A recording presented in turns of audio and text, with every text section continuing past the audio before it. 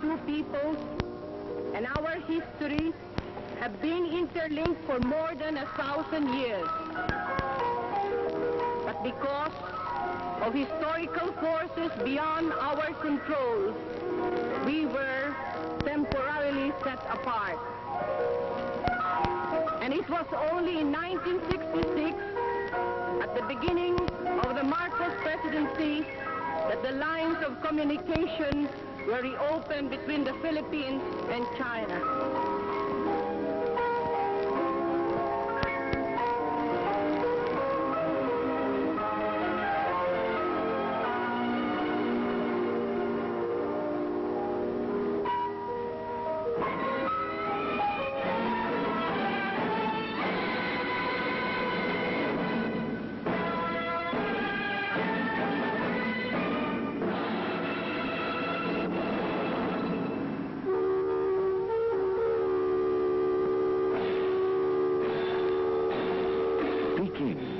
Capital of the People's Republic of China, probably has always been one of the most intriguing and dimly understood power centers of the world.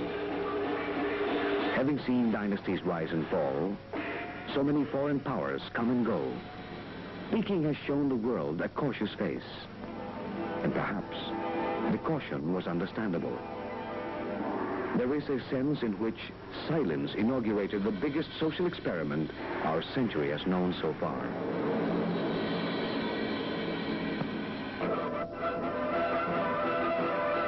"25 years ago, on October 1st, Mao Zedong proclaimed the birth of the People's Republic of China from Peking's Gate of Heavenly Peace.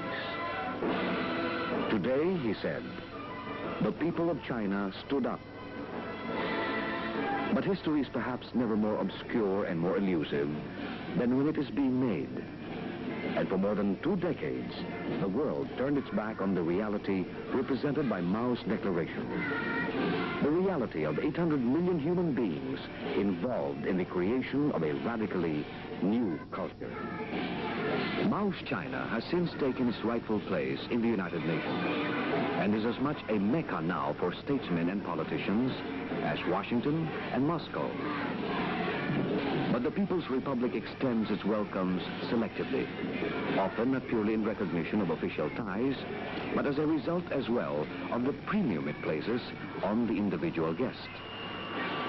Thus it was perhaps with the First Lady of the Philippines, Imelda Marcos, when she arrived on the 20th of September for a goodwill visit, the special representative of a neighbor who still has to extend this formal recognition to its host. Waiving their normal procedure, the Chinese allowed Philippine Airlines to fly the First Lady and her party direct from Manila to Peking. The privilege was but the foretaste of many extraordinary honors and courtesies which the Chinese were to extend to their Asian guests. Almost as though the occasion were not a first meeting, but a reunion.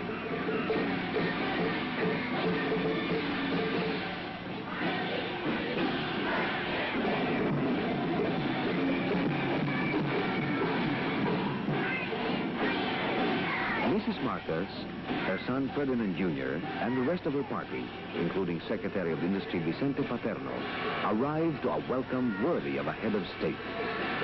Leading the welcome was Vice Premier Li Xianyan, one of 2 men who had been running the Chinese government since June, when Premier Zhou Enlai entered the hospital for major treatment.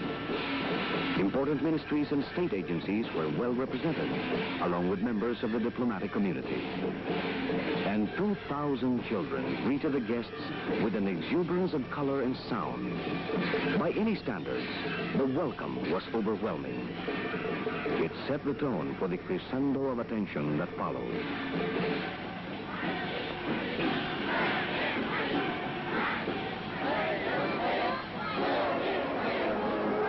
For within 3 hours of her arrival, Mrs. Marcos was face to face with Premier Zhou, to whom she owed the invitation. She was the first visitor to see him in more than 2 months, and that by itself was news.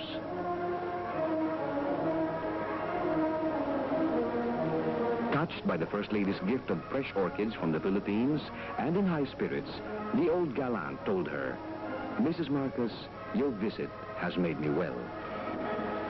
Disproving unfounded speculation that Joe's 2-month absence from public view boded his retreat from the front ranks of power, the meeting made headlines in Asia the next day and big news around the world.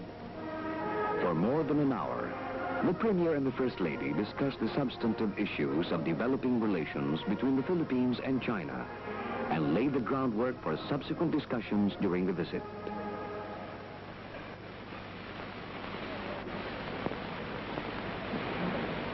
Joe deputized Vice Premier Lee to pursue the talks with Mrs. Marcus and Secretary Paterno. This early, Premier Joe had indeed sealed the success of the visit.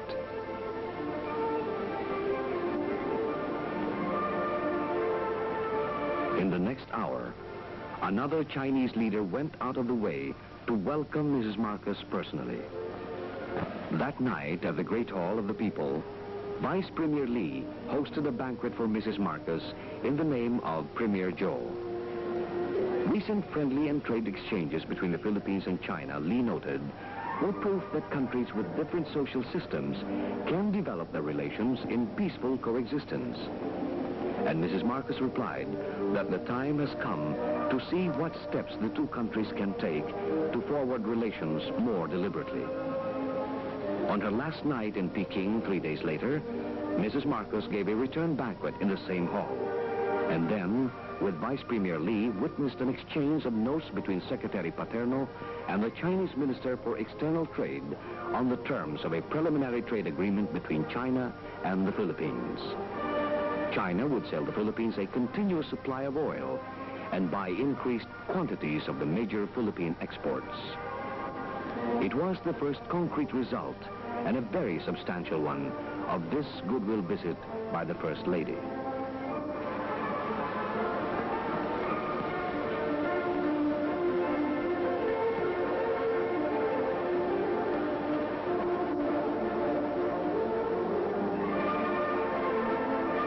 At the Double Bridge Commune outside Peking, she observed at first hand the integrated organization which the Chinese have evolved as their basic social, political, and economic unit.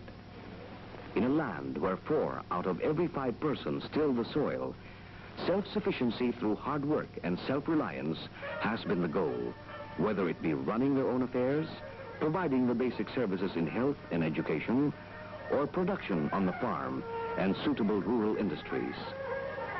Health services, for example, combine professional care with the work of barefoot doctors, Western medicine with traditional methods. In every way, old methods and new ones are continually synthesized. A good harvest will owe as much to patient cultivation with hoe and plow as to the new high-yielding varieties, to night soil for fertilizer, as to modern ways of irrigation and water management. If not the land of milk and honey, China today has progressed dramatically from the widespread hunger and poverty among its masses before 1949 to enviable status as the only developing nation able to feed itself today besides storing food for emergencies.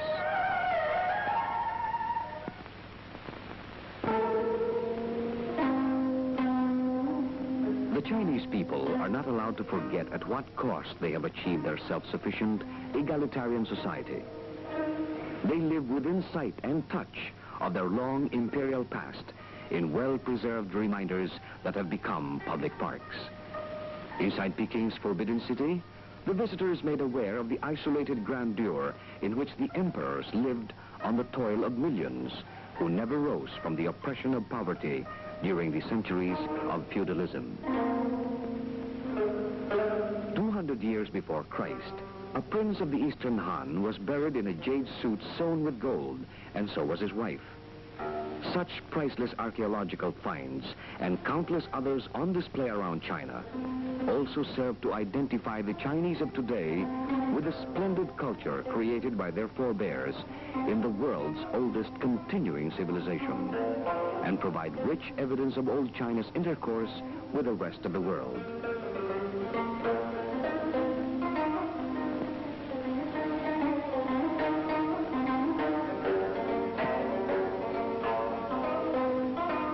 At the Great Wall in Pataling, Mrs. Marcos saw one of the world's engineering wonders, the only human structure, according to the astronauts, that is visible from the moon. In the 3rd century before Christ, China's vaunted first emperor put 300,000 men at work to build this 4,000-mile fortification against the barbarians of the north. The Chinese like to point out today that the emperor eventually lost his throne, not at the hands of the invaders, but in a revolt of the masses who disputed his sense of national priorities. Like many historical marvels, the wall today remains as much a monument to mankind's remarkable abilities as to its follies. 18 centuries separate the Great Wall of the Qins from the imperial tombs of the Mings. The 40-hectare grounds of the royal necropolis used to be off-limits to anyone living, apart from those in charge of its upkeep. It is now a favorite picnic site for the masses. Generously applauded by the Sunday crowds, Mrs. Marcos was led to the subterranean vaults where the Emperor Wan Li and his empresses were buried. The only one excavated of the 13 Ming tombs, it was a veritable underground palace. Forced labor, equivalent to 30,000 workdays daily for 6 years, and national treasure worth twice China's annual income in those years, went into the building of these memorials. Today, they serve to focus more sharply the socially productive labors of China's new society.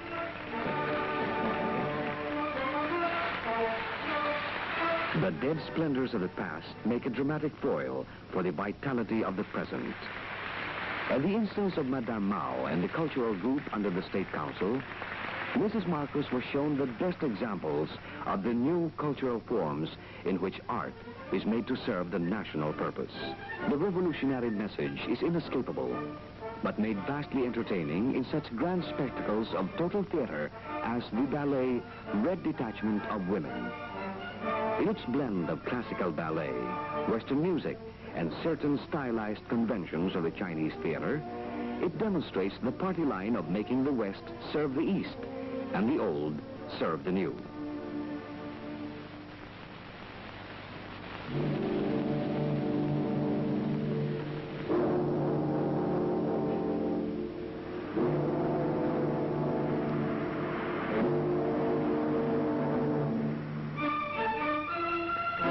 One need not accept the message to acknowledge excellence and creativity.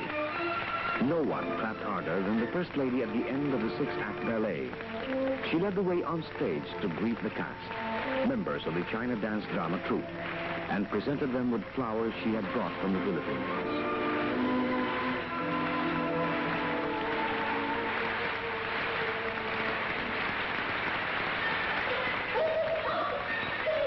The following night, the command performance for Mrs. Marcos moved from the Great Hall of the People to the modest theater of the Peking Workers' Club.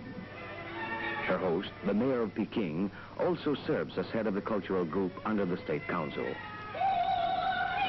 Azalea Mountain, presented by the Peking Opera Troupe, was as impressive as the ballet, though it owed more to traditional Chinese opera than to the Western form.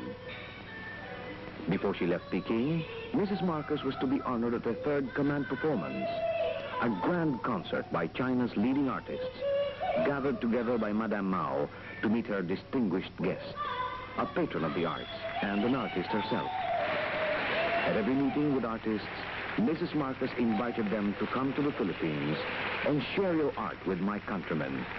And at their request thereafter, she would sing for them, however often she felt, to show her appreciation.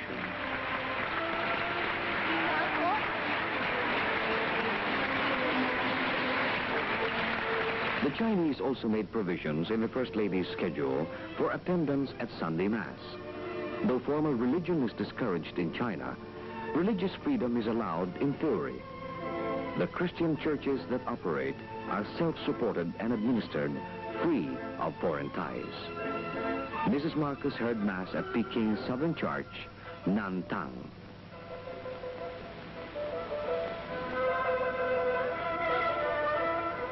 Before Mrs. Marcos left Peking, an attentive Madame Mao had half prevailed on her to extend her 8-day visit by 5 days as her personal guest.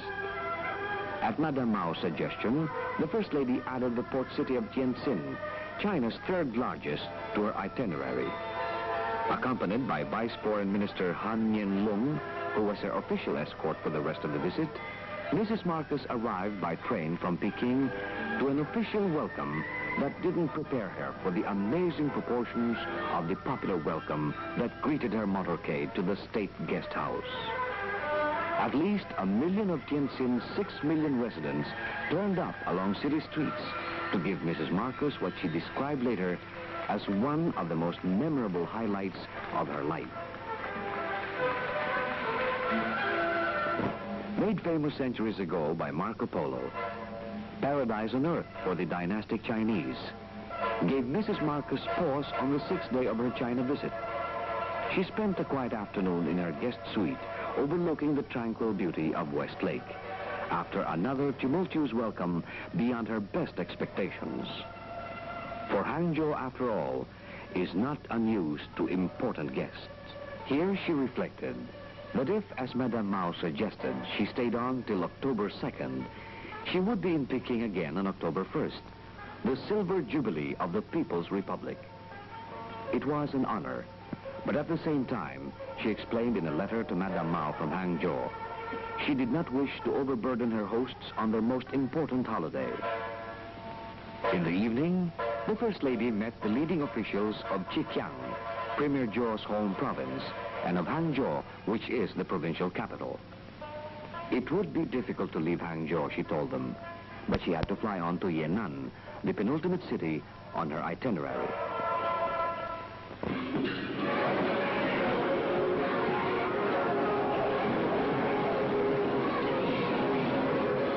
Yan'an is sacred ground in the annals of the Chinese Revolution, but it is seldom on the visiting list of VIPs. From the beginning, Mrs. Marcos had asked specially that Yan'an be on her schedule. I'd come like a pilgrim, she told the Yan'anese, to lay tribute at this shrine to human fortitude and strength. The little mountain town emptied itself into the streets to give this pilgrim its own moving tribute of welcome. 39 years ago, the ragged survivors of the Long March, a year's trek over 6,000 miles of China's most hostile terrain, arrived in Yan'an to make a new start, having fled the pursuing armies of Chiang Kai-shek. From 1935 to 1949, Mao Zedong and his comrades ruled their fledgling Chinese-Soviet government from here and pursued the revolution against the Japanese and against the Kuomintang to final victory. In those years, the Red Chinese leaders lived and worked in the simple, cave-like dwellings of northwest China. The houses occupied by Chairman Mao, whose undisputed leadership of the Chinese communists dates back to the Yan'an days, are the most visited shrines today.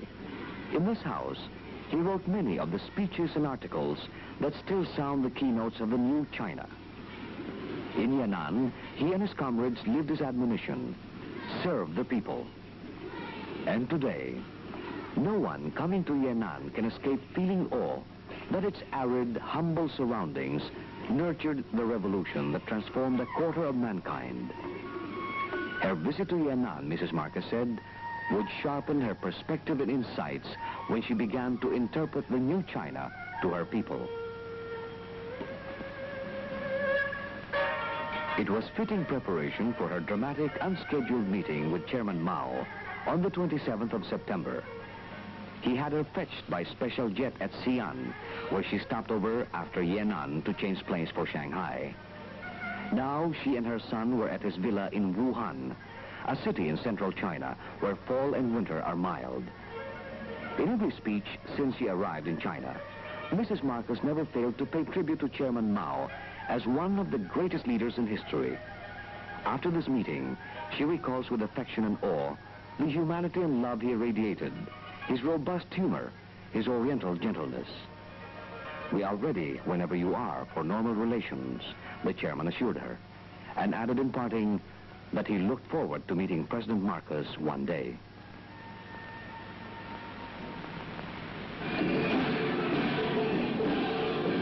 Arriving in Shanghai 4 hours behind schedule because of that historic detour to Wuhan, the First Lady was greeted with more than the usual fervor.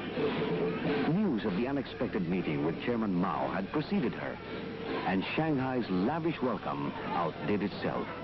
A fitting introduction to a city that is now the world's most populous and the last stop on this visit. Shanghai retains the famous waterfront skyline built up in decades of domination by the Western powers, who made it the Sin City of the Orient. Still the chief harbor for China's world trade, Shanghai funnels off the products of industry and agriculture from its rich hinterland, the Yangtze Valley. The sophistication that marked cosmopolitan pre-war Shanghai lingers today among its people, noticeably freer and more relaxed in manner and dress than elsewhere in China. Yet the city gave birth in 1921 to the Communist Party of China, and in the Cultural Revolution of the mid-1960s, it stood by Chairman Mao steadfastly.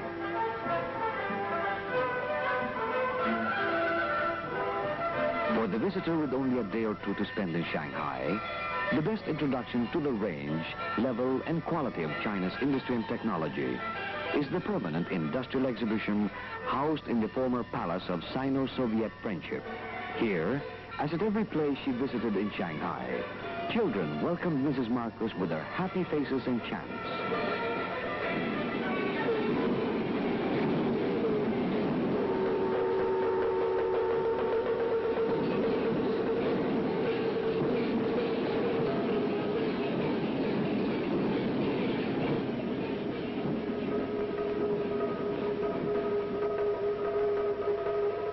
The First Lady was suitably impressed by the great variety of exhibits, which ranged from the most exquisite handicraft to automated monsters of industry.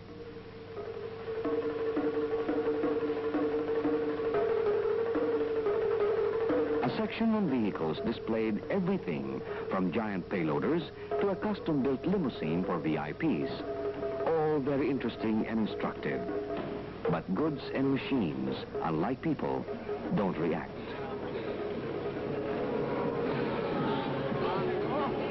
And for Mrs. Marcos, the joy of this visit was, above all, an interaction with all those she met, but instantly passed beyond any language barrier to a community of spirit. She roused the sense of kinship wherever she went, and she gave back in full measure.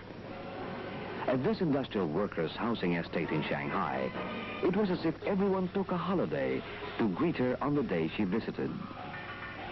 She felt equally at home with the old pensioners of the village, who have much to thank their new society for. As with the nursery children, she almost couldn't bear to leave. She spent time with the women who use their idle hours to augment family income in the estate's own workshops, where they assemble factory products from precision machines to toys.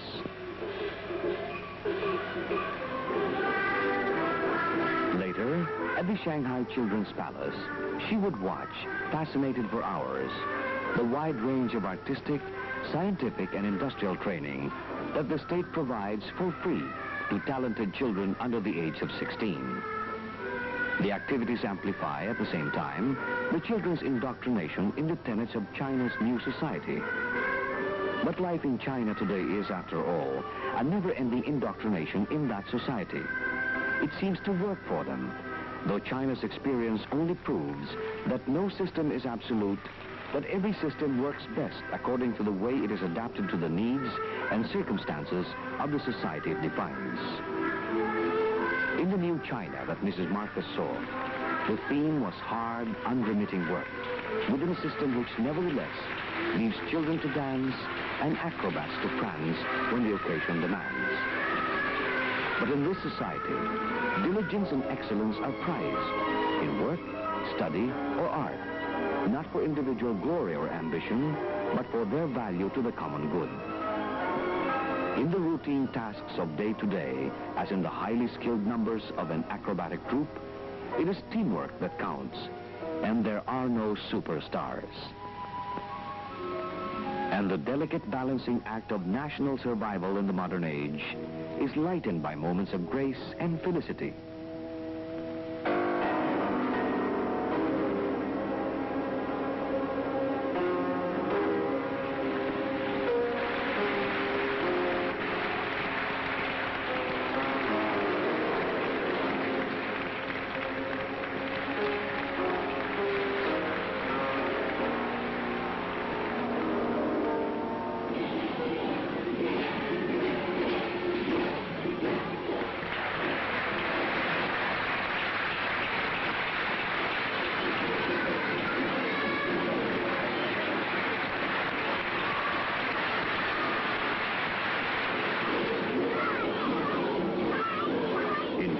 China, Mrs. Marcos sought to dispel once and for all the clouds and mists of the Cold War that had obscured for more than 2 decades the centuries-old kinship between China and the Philippines. A quarter of a century is just about the length of time it takes a new generation to learn and adopt the habits of the culture into which it is born. In the case of China, which has had to adopt an altogether different social and political system, the gap in time made for an exuberance akin to that which is felt in the presence of something new. In the case of the Philippines, the newer society between the two, the 10-day encounter was perhaps occasion for a more poignant emotion and a reflectiveness that seeks to cope as much with the past as with the future. Equally for both, however, the First Lady's goodwill visit functioned as a kind of axis in time, henceforth the reference point for all the directions which the relationship between the two countries will take.